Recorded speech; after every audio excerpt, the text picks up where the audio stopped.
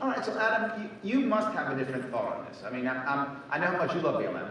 So, but there are movements. But where is that spirit, or is it gone, as Dr. Aaron says, or is it not gone? I think it exists, but it's co-opted.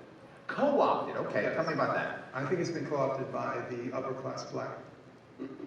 To be completely honest with you. Okay. We have people, and this is no offense to you because I know you went to Ivy League. I will be following up on it. Okay. But there are a certain segment of celebrities, upper class people, intellectuals as well, who have completely co-opted the voices of regular. So wait a minute, are you saying that the hosts on MSNBC do not speak for all of us? What? I can't believe that. No. Actually, she speaks to black people as much as a waiter who comes by who happens to be black. Wow. Here we go. Okay. So I like that. I mean, I think that someone like myself, who's just, previous to being up here, who's the IT guy, who worked all types of jobs, was poor, lower middle class, she doesn't represent me. She doesn't represent the black people I know. But hold on, I feel like what you're saying is actually not only is it not a positive thing, but actually can be a negative thing.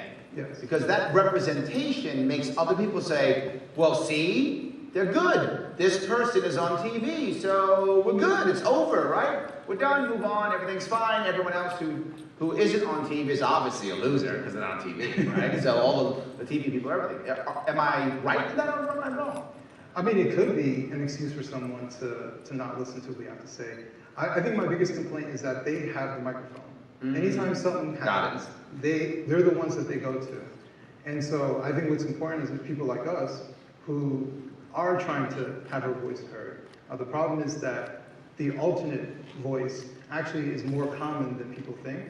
Got it. But they're treated like a marginalized class. Okay. Well, Monica's chomping at the bit. She's ready to come up here, so I'm going to let her say something. Go ahead, please. You were spot on. So I will just say that I think the black intelligentsia is a huge part of the problem that we're facing. Ooh, okay.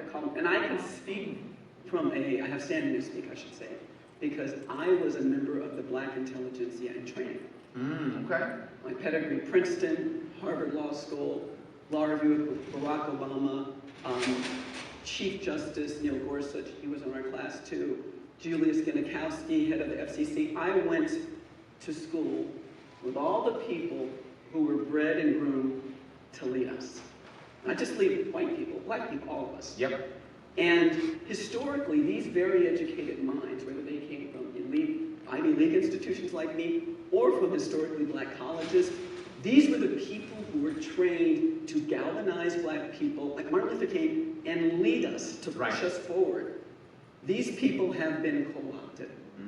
That is the problem. These people have now become mouthpieces for the establishment. Got it. And we need to change that, because what they're doing is when a free, independent-minded black person, like people sitting here, the people carrying the spirit of Frederick Douglass, when we choose to speak up and point out what's wrong and identify how they're not serving the black community, because they aren't. When we do this, we are branded as enablers of white supremacy. All right, yeah. Right? We are branded as Republicans. I'm not a Republican. Right. I'm an independent-minded person. Right. Trying to get out of the mental plant. Right. Oh, Yes. that's that one. Yeah. I like that. Got some of those. I like that. Or, you know what I'm saying. That's the trigger end of a conspiracy theorist. We need to shake that up. And I'm just going to cite a little anecdote that my partner and I experienced on the way over here. So we get a lift over to the Renaissance Center, and sister picked us up. And she says, "Oh, how y'all doing?" Everyone down here in Memphis is just so off the chain friendly. Yes. Yes. It's crazy. So, and we tell her, like, "Oh, we're in town for Freedom Fest." "What's Freedom Fest?" And so we tell her, she's like, "Girl, you're speaking my language." Yes. Like, okay. So I'm like, I don't know how much of her language I'm speaking. So then I just, I kind of give her an idea of what I'm talking about. And she instantly gets it. Yes. She This knows is the part I want to she jump knows how on we're this being real fast, if I can. You're so right.